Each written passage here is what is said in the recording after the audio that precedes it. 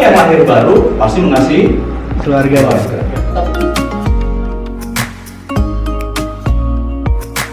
Ada satu titik terang itu. Kita berpindah dari alam maut menuju pada kekekalan. Yes. Amin.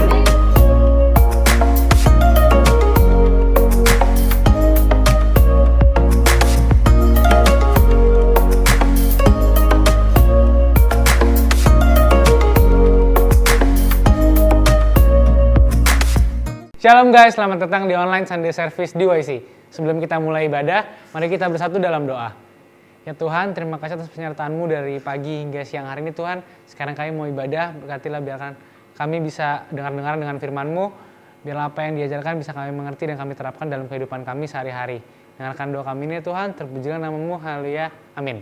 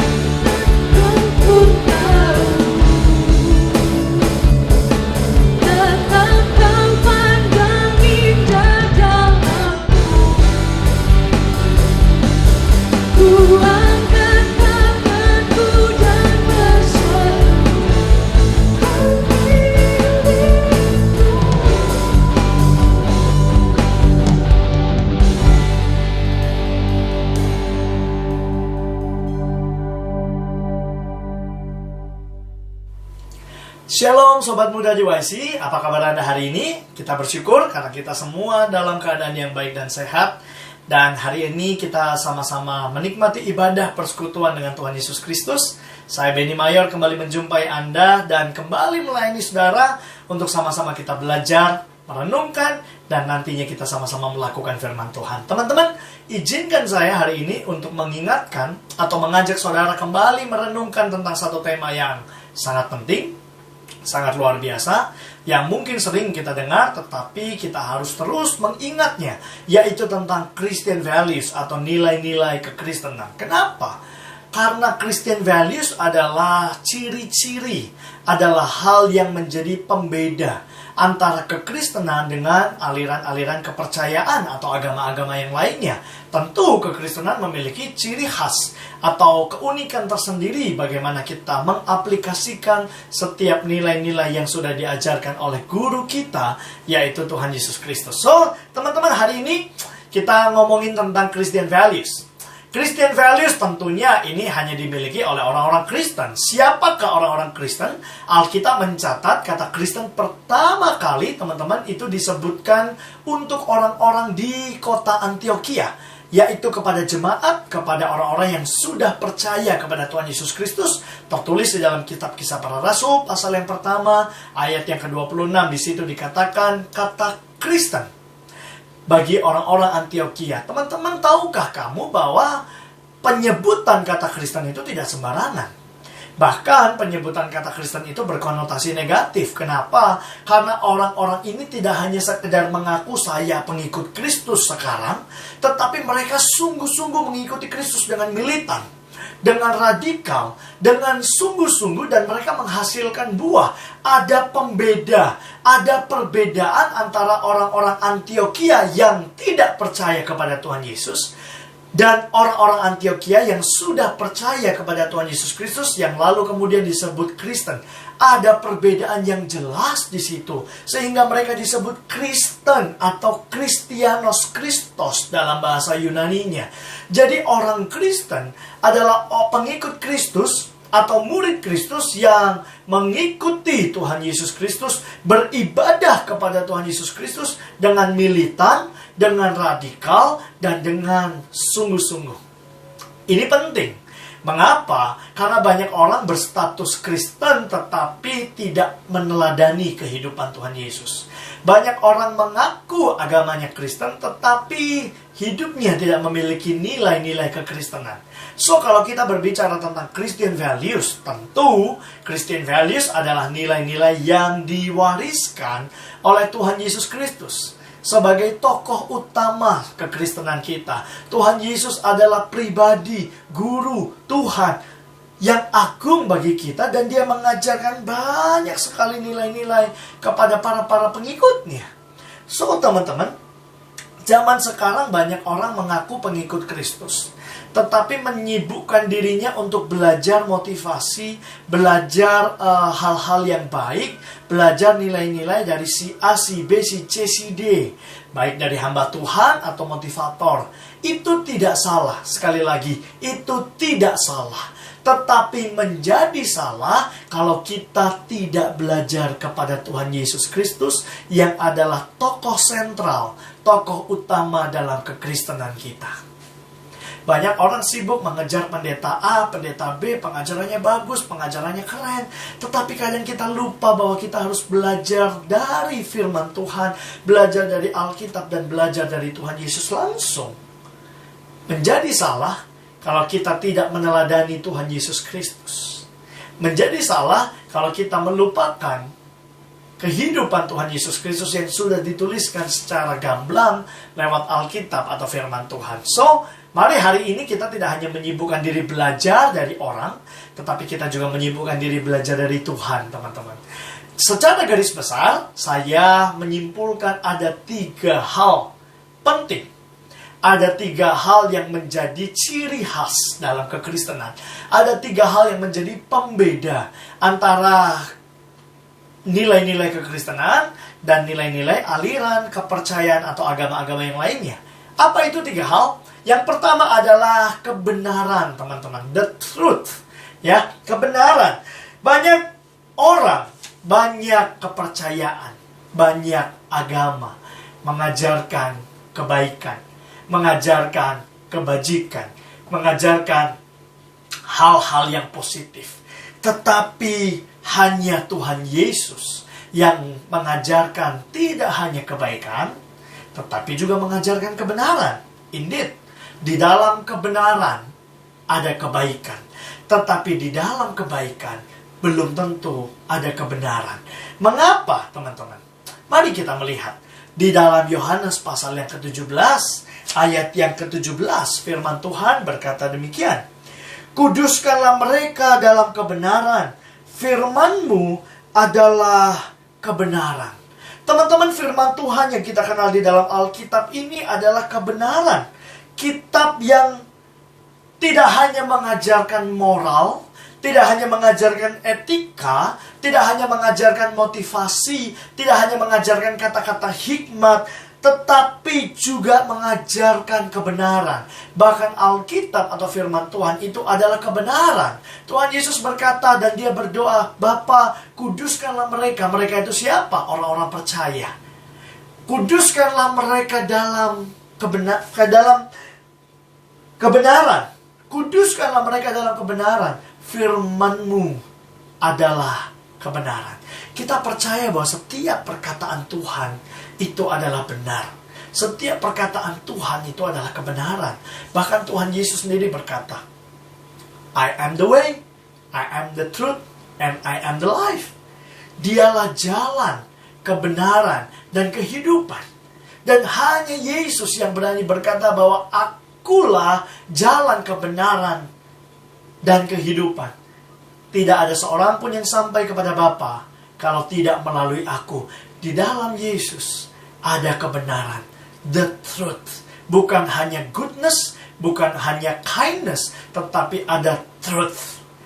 Inilah yang menjadi perbedaan. Ya, tidak hanya mengajarkan kebaikan, hal-hal positif, etika, moralitas, semuanya itu ada di dalam kekristenan. Tetapi lebih daripada itu, Tuhan Yesus, Dia adalah kebenaran, Dia mengajarkan kebenaran, dan Dia menginginkan supaya kita, orang-orang Kristen, pengikut Kristus, adalah orang-orang yang benar. Artinya apa sih orang-orang benar? Orang-orang benar tentu kita orang yang dibenarkan. Tetapi setelah status kita menjadi orang yang dibenarkan, maka kita harus berpikir benar, kita harus bertindak benar, kita harus berperasaan benar, dan kita harus berlaku benar. Karena hanya kebenaran yang bisa sampai kepada Bapa. So, teman-teman, ini sangat penting. Kebenaran harus menjadi ciri khas gaya hidup seorang percaya. Menjadi benar atau hidup benar harus menjadi gaya hidup orang-orang orang-orang percaya, orang-orang Kristen. Kita tidak boleh hanya sebatas melakukan kebaikan, tetapi kita harus melakukan kebenaran, teman-teman. Coba teman-teman lihat di dalam Injil Matius pasal yang ke-5 ayat yang ke-20. Demikianlah firman Tuhan. Matius pasal yang ke-5 ayat yang ke-20, firman Tuhan berkata, maka aku berkata kepadamu, jika hidup keagamaanmu tidak lebih benar daripada hidup keagamaan ahli-ahli Taurat dan orang-orang Farisi, sesungguhnya kamu tidak akan masuk dalam kerajaan sorga. Teman-teman, ini peringatan. Coba teman-teman lihat, Tuhan di bagian yang lain Tuhan mencela. Tuhan tidak suka kepada orang-orang Farisi, ahli-ahli Taurat. Mengapa? Karena mereka munafik. Tetapi di ayat ini ada satu hal yang mungkin kita berpikir kontradiksi. Kok nggak nyambung? Di bagian lain Tuhan mencela orang Farisi, tetapi di bagian ini Tuhan justru memuji orang-orang Taurat, orang-orang Farisi dan ahli-ahli Taurat. Tuhan berkata, jika hidup keagamaanmu tidak lebih benar daripada orang-orang Farisi dan ahli-ahli Taurat, maka kamu tidak akan masuk dalam kerajaan sorga. Artinya, kehidupan orang-orang Farisi, kehidupan ahli-ahli Taurat itu menjadi standar. Memang saudara, ahli-ahli Taurat, orang-orang Farisi, mereka adalah orang-orang yang mempelajari kebenaran, tetapi tidak melakukan kebenaran. Sekali lagi, orang-orang Farisi, ahli-ahli Taurat, adalah mereka yang mempelajari kebenaran, tetapi tidak melakukan kebenaran. Nah, Tuhan Yesus di dalam ayat ini berkata, kamu jangan cuma mempelajarinya seperti orang Farisi dan ahli Taurat, tetapi kamu juga harus melakukannya. Standar orang Farisi dan ahli Taurat harus kamu penuhi. Apa? Mengetahui, mempelajari, merenungkan kebenaran, tapi tidak hanya sampai berhenti di situ, kami harus melakukannya. Kalau kita aja tidak mempelajari, tidak mengetahui tentang kebenaran, bagaimana kita bisa melakukannya? Oleh sebab itu Tuhan Yesus berkata dari bagian yang lain, di mana ada roh Allah, di situ ada kemerdekaan. Rasul Paulus menulis, di mana ada roh Allah, di situ ada kemerdekaan. Roh Allah, Roh Kudus, Roh Tuhan memerdekakan setiap kita. Oleh sebab itu, teman-teman, kita harus hidup di dalam kebenaran. Bukan hanya hidup dalam kebaikan, bukan hanya hidup dalam motivasi, tetapi kita harus hidup di dalam kebenaran. Pertanyaan berikutnya, apakah mungkin seseorang hidup benar? Jawaban saya adalah sangat mungkin. Kalau tidak, mengapa Tuhan Yesus harus berkata, ya Bapa, kuduskanlah mereka dalam kebenaran, firman-Mu adalah kebenarannya. Firman-Mu adalah kebenaran. So, Tuhan Yesus menghendaki setiap kita hidup benar, hidup di dalam kebenaran. Artinya begini, kita dipimpin oleh kebenaran, kita dipimpin oleh roh kebenaran. Siapa roh kebenaran? Yaitu Roh Kudus.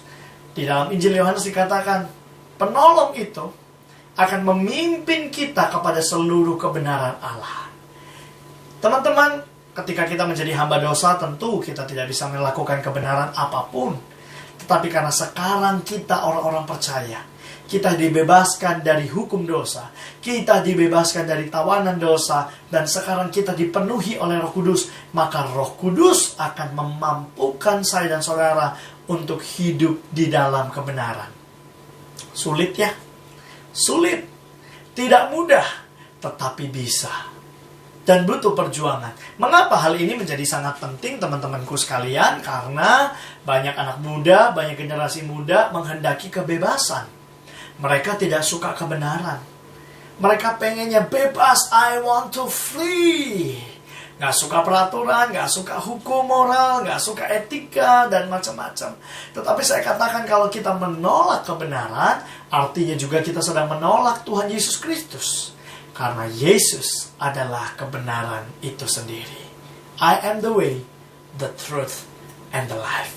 Oleh sebab itu, generasi muda Kristen harus menjadi orang-orang yang hidup di dalam kebenaran, melakukan kebenaran, berlaku benar, berpikir benar, berperasaan dengan benar. Dan kita tidak boleh menjadi sama seperti dikatakan Paulus kepada jemaat di Roma pasal 12 ayat kedua, janganlah kamu menjadi serupa dengan dunia ini, tetapi berubahlah oleh pembaharuan budimu.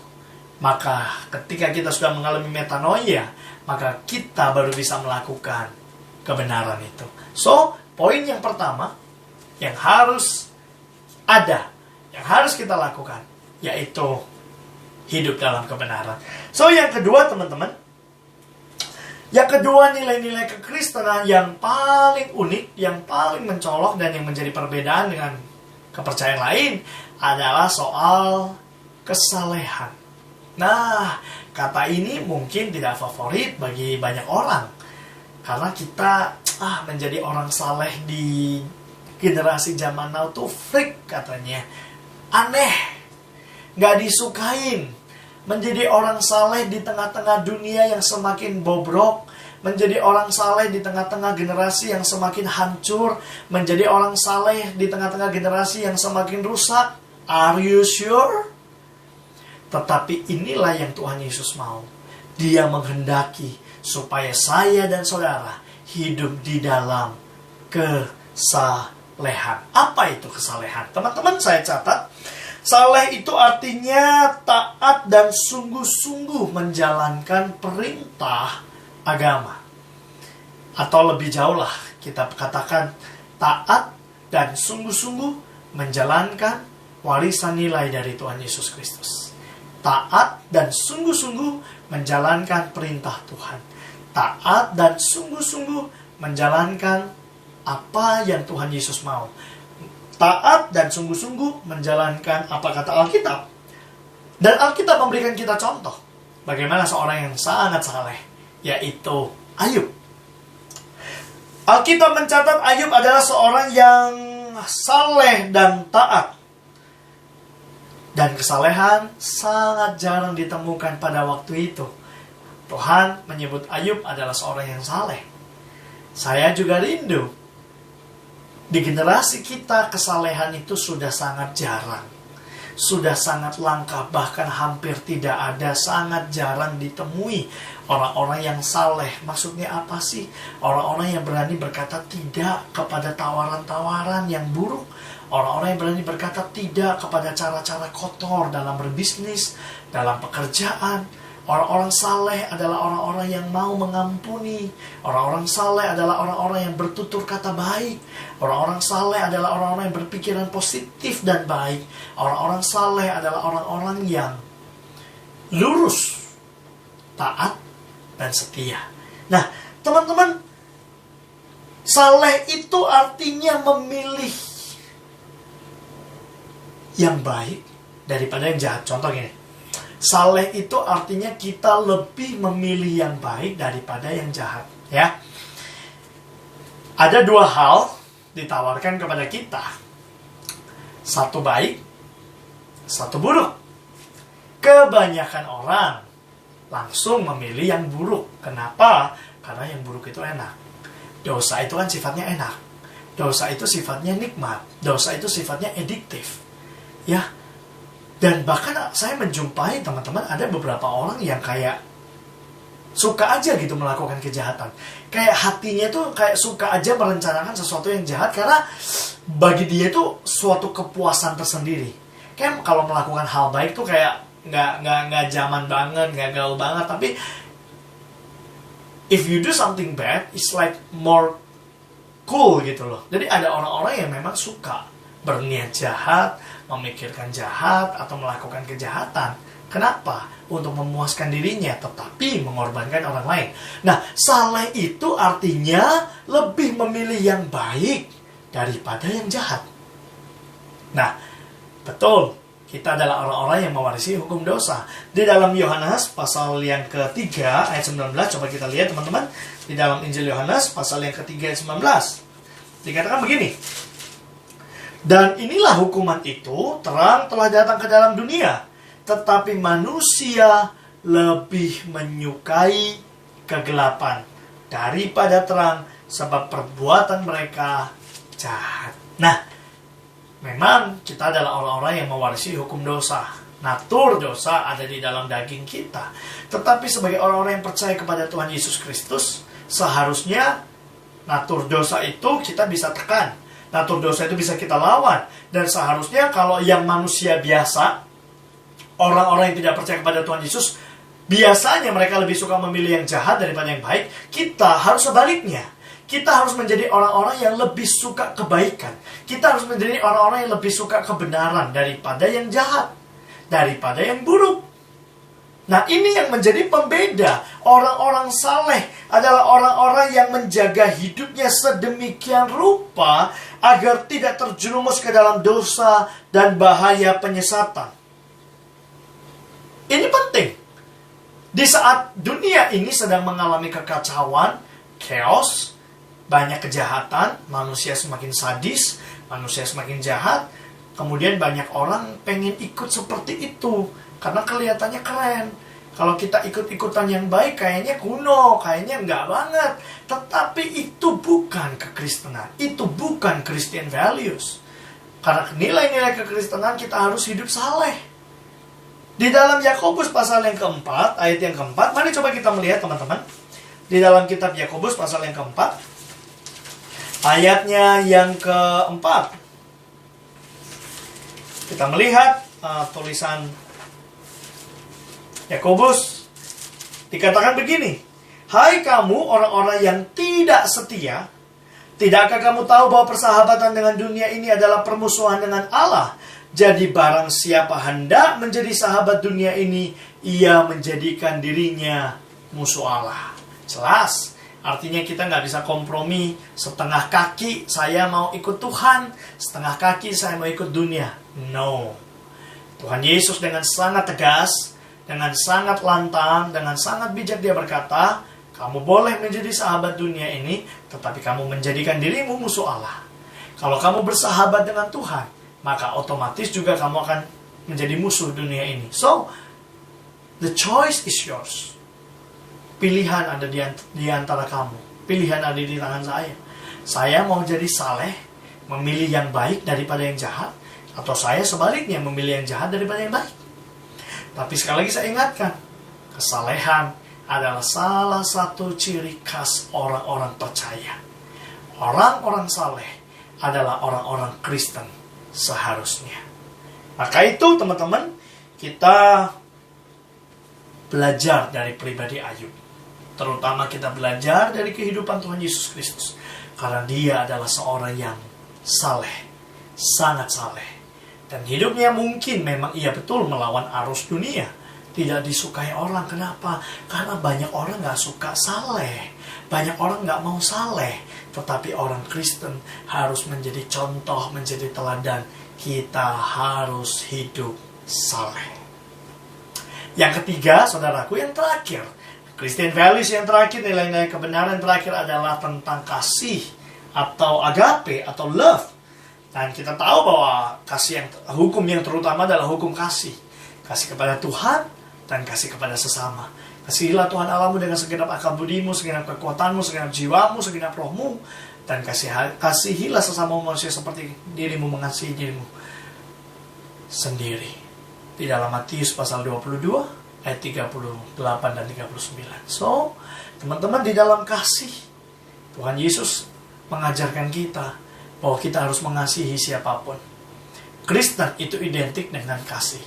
Ya, agama Kristen itu identik dengan agama kasih. So, sangat aneh kalau orang melihat kita orang Kristen tetapi tidak ada kasih di dalam diri kita. Sangat aneh. Karena kembali lagi, Kristen itu adalah identik dengan kasih. Coba kita lihat 1 Yohanes pasal 4 ayat yang ke-8 dan 18. 1 Yohanes pasal yang ke-4 ayat yang ke-8, teman-teman. Demikianlah firman Tuhan. Barang siapa tidak mengasihi, ia tidak mengenal Allah. Sebab Allah adalah kasih. God is love. Ayat yang ke-18. Di dalam kasih tidak ada ketakutan. Kasih yang sempurna melenyapkan ketakutan. Sebab ketakutan mengandung hukuman. Dan barang siapa takut, ia tidak sempurna di dalam kasih. Sekali lagi, God is love. Kalau kita bilang, saya punya Yesus, maka otomatis artinya kita punya kasih. Kalau kita bilang saya pengikut Kristus, artinya kita adalah orang-orang yang full of love. Satu, karena kasih kita sudah penuh. Tuhan Yesus sudah mengasihi kita secara utuh. Tuhan Yesus sudah mengasihi kita secara penuh. Dibuktikan lewat pengorbanannya, kematiannya, kebangkitannya, kenaikannya ke sorga. Itu bukti kasih Tuhan yang penuh kepada kita. Makanya orang-orang Kristen adalah orang-orang yang harusnya penuh dengan kasih, full of love. Dan tidak berhenti di situ. Kita harus meneruskan. Kita harus melanjutkan kasih yang sudah kita terima itu kepada orang-orang lainnya yang kekurangan kasih atau yang belum memiliki kasih. So, that's why itu yang harus kita lakukan. Teman-teman, kasih itu bukan hanya sebatas perasaan, tetapi kasih itu adalah sebuah keputusan untuk melakukan atau bertindak sesuatu. Banyak orang berkata begini, saya mengasihimu, tapi cuma perasaan. Buktinya gak ada, actionnya gak ada. Makanya saya tulis bahwa kasih itu bukan hanya sebatas perasaan, tetapi kasih itu adalah sebuah keputusan yang melahirkan tindakan. Kalau kita bilang, saya mengampunimu karena saya mengasihimu, artinya kita gak boleh cuma ngomong. Actionnya kita harus rujuk, kita harus berdamai, kita harus bermaaf-maafan, kita tidak gengsi, kita tidak malu untuk mengucapkan kata maaf dan memberikan maaf kepada orang yang bersalah kepada kita. So, kasih adalah sebuah tindakan, kasih adalah sebuah keputusan, bukan hanya perasaan. Kalau ngomongin tentang kasih, teman-teman, banyak sekali, dan saya percaya teman-teman sudah banyak mendapatkan pengajaran-pengajaran tentang kasih lewat khotbah-khotbah hamba Tuhan. Dan teman-teman sendiri pun tahu bahwa orang-orang Kristen seharusnya menjadi orang-orang yang penuh kasih. Saya tidak akan ngomong panjang lebar soal kasih, tapi saya ingin mengajak saudara untuk melakukan kasih lebih lagi. Mengajak saudara untuk bertindak mengasihi lebih lagi. Kenapa? Karena banyakkan kasih cuma sebatas perasaan. Tapi mari kita lakukan dengan bukti, dengan tindakan. So, saya ulang, saya rangkum, ada 3 hal yang menjadi Christian values, yang membedakan orang-orang Kristen dengan orang-orang yang tidak percaya, orang-orang yang beribadah kepada Tuhan Yesus dengan orang-orang yang tidak beribadah kepada Tuhan Yesus Kristus. 3 hal. Yang pertama adalah kita harus hidup di dalam kebenaran. Bukan hanya kebaikan. Banyak agama, banyak kepercayaan, banyak orang mengajarkan baik. Harus baik, moralitas, etika, positivity. Tetapi Tuhan Yesus tidak hanya mengajarkan kebaikan, tetapi dia juga mengajarkan kebenaran. Dia tidak hanya mengajarkan, tetapi dia juga menghendaki kita supaya kita hidup di dalam kebenaran. Bagaimana caranya? Meresponi Roh Kudus yang adalah roh kebenaran yang sudah ada di dalam diri kita. Bagian kita adalah taat, tunduk di dalam pimpinannya. Yang kedua, yaitu kesalehan. Banyak orang gak suka saleh, banyak orang menghindari kesalehan. Kenapa? Dianggap kuno, dianggap tidak lagi up to date, bahkan dianggap, aduh gak keren lah. Tetapi Tuhan Yesus mengajarkan kita, bahkan tidak hanya mengajarkan, Tuhan Yesus mencari orang-orang yang saleh. Dan saya berani berkata, Tuhan Yesus harus mencari, dan dia mendapatkan orang-orang saleh seharusnya di dalam pengikut-pengikut Kristus. Seperti Ayub, dia taat, dia setia, dia menerima hal yang baik, dia juga menerima hal yang buruk, tetapi dia tetap beribadah kepada Tuhan karena dia adalah seorang yang saleh. Yang ketiga, kita harus terus hidup di dalam kasih yang tidak hanya sebatas perasaan, tetapi kasih yang merupakan sebuah keputusan, kasih yang merupakan sebuah tindakan. God is love. Kalau ada Yesus dalam diri kita, maka seharusnya juga ada kasih dalam diri kita. Mari teman-teman, kita melakukan 3 hal ini.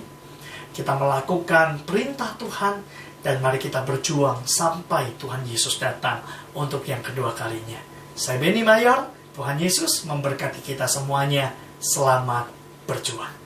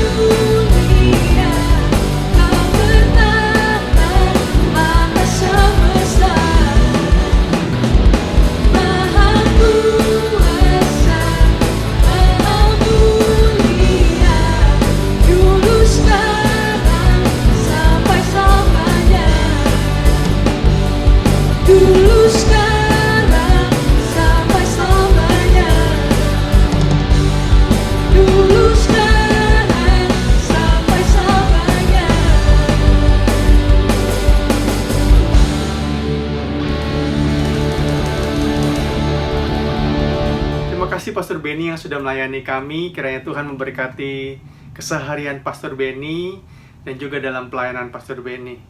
Dan saudaraku, kita akan menutup ibadah kita pada siang hari ini. Saya mengingatkan kepada kita semuanya untuk kita bisa memberikan persembahan untuk memberkati pelayanan di YC. Nanti setelah dua berkat, saudaraku bisa men-scan QR code yang ada di televisi kita.